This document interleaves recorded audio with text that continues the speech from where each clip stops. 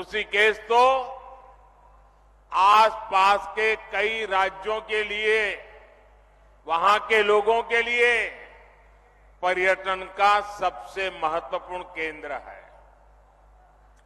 और एक जमाना था जब योग की पूरी दुनिया में धूम नहीं थी, तब भी दुनिया के कई देश के लोग जिज्ञासु के नाते योग के लिए ये हमारे ऋषिकेश आया करते थे।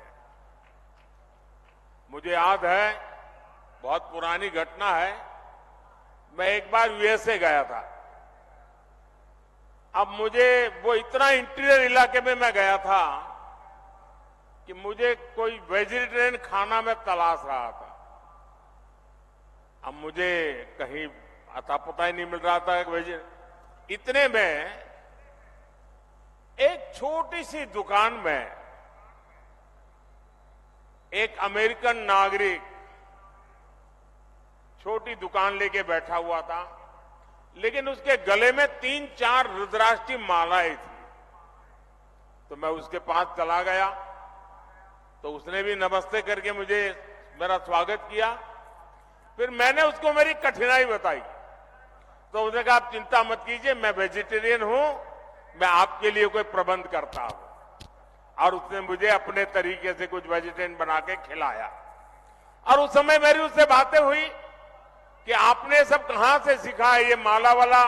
तो बोले मैं बहुत सालों से ऋषिकेश जाता आता रहता हूं, बस उसी के कारण मेरी जिंदगी में ये बदलाव आया है। ये ताकत है इस भूमि की, ये सामर्थ्य है इस भूमि का।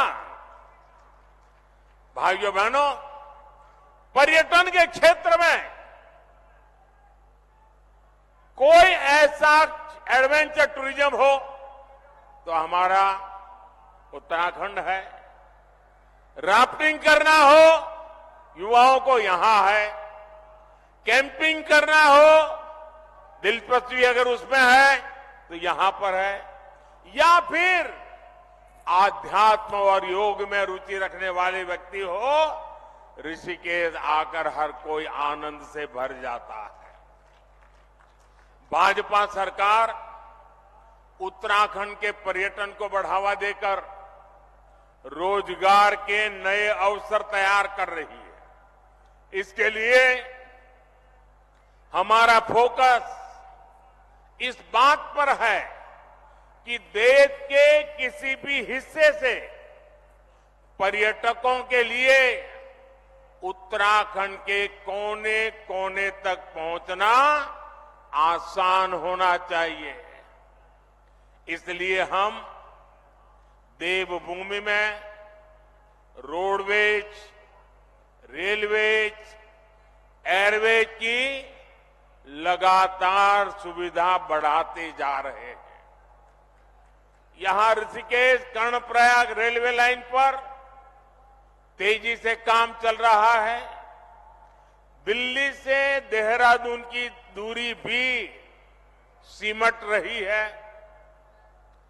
उत्तराखंड के जिन सीमावर्ती गांवों को कांग्रेस अंतिम गांव कहती थी, भाजपा उन्हें देश का पहला गांव मानकर विकास कर रही है। आपने देखा होगा मानस खंड के तीर्थ स्थानों जैसे आदि कैलाश, ओम पर्वत दर्शन के लिए हेलीकॉप्टर सेवाएं शुरू हो गई है। यमुनोत्री, केदारनाथ और हेमकुंड साहब में रोपवे बनने से बहुत सुविधा हो जाएगी। सड़क के रास्ते जो दूरी तय करने में कई घंटे लगते थे, उसे कुछ ही समय में पूरा कर लिया जाएगा।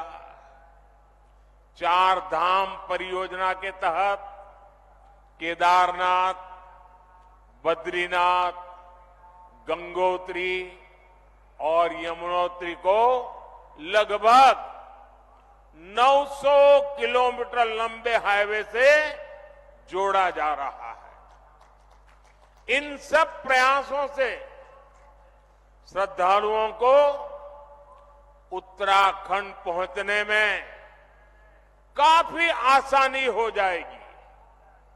ये इसलिए हो रहा क्योंकि भाजपा की नीयत सही है, और जब नीयत सही होती है तो नतीजे भी सही मिलते हैं।